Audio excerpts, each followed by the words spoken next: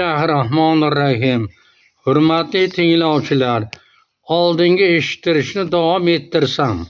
Qizlar va yigitlar xohishi bilan qurilgan turmushga insonlar o'zing pishirgan osh shirin bo'lsa ham, achchiq bo'lsa ham yeyverasan deb baho bersalar, xalq o'rtasida kelin qilib olgan ayolga sog'lom tursa, xizmatdan foydalanib turli kasalliklarga uchragan kelinlar ota-onani uyida davolanib kelishini talab qilayotganlar ham borligi achinarli hol. Chunki balog'at yoshiga yetguncha asrab, avaylab, tarbiyalab, boqib, turmushga bersalaru, yana sog'lom bergan qizlarini kasal qilib bersalar, uni davolashga uyalmay talab qo'yish gunoh ekanligi va ajralishlargacha yetib borishi ko'plab tartibda. Bu holatga ayollar yoshlar qanday baho berar ekanlar? Adolatlimi? Turmushning mustahkamligi farzandni dunyoga kelishi hisoblanadi. Qachon farzand dunyoga kelar ekan, ikkala qudalarni qalblariga taskin berishni eslatmoqchiman. O'zbekistonda bolalarni, umuman insonlarni tarbiyasi beshikdan toki qabrgacha deydilar xolos. Aslida bu oraliq kamlik qilishini eslatmoqchiman. Chunki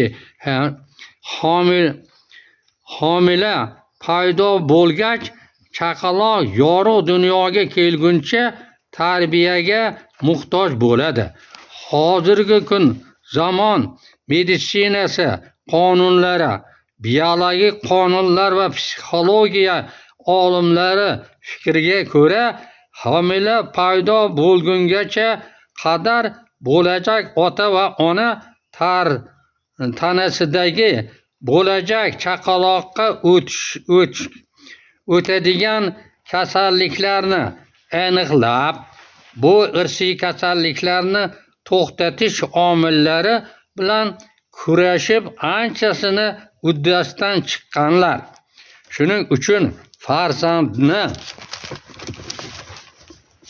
farzandli bo'lishni istagan yoshlar hali farzand dunyoga yo'l olmasdan avval ginekologik shifokorlar ko'rigidan, psixolog olimlar tavsiyasiga doimo rioya qilmoqlari lozim. Demak, tarbiya farzand dunyoga kelishidan ancha avval boshlanmog'i lozim. Homiladorlikni birinchi kunidan boshlab toki yorug' dunyoga kelgunga davr bo'lajak onani ovqat ratsioni, hayot tarzini keskin o'zgartirish talab etiladi. Inson tanasi uchun 92 tur modan nihoyatda zarur. Maymunlar uchun 46 ta tur modan bo'lsa kifoya qiladi. Xolos, 92 element kirib borishi shart. Ayolga 3 kilogramdan ortiq yuk ko'tarish mumkin emasligini eslatmoqchiman. Hurmatli tinglovchilar, bu mavzuni davomini keyingi eshittirishga qoldirsam. E'tiborlaringiz uchun rahmat. Salomat bo'linglar. Studiyamga a'zo bo'lishni unutmang.